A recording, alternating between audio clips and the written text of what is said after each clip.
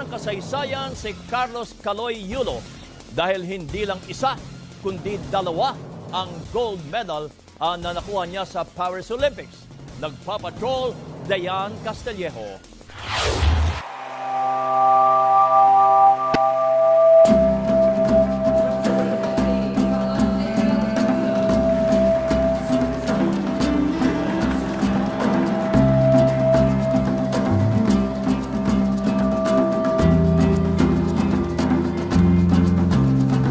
Posible kayang labanan ang agos ng paghamon, mabuwal at matapaman, sabay tayong aahon. Posible kayang maburang alinlangan sa sarili, ang tapang sa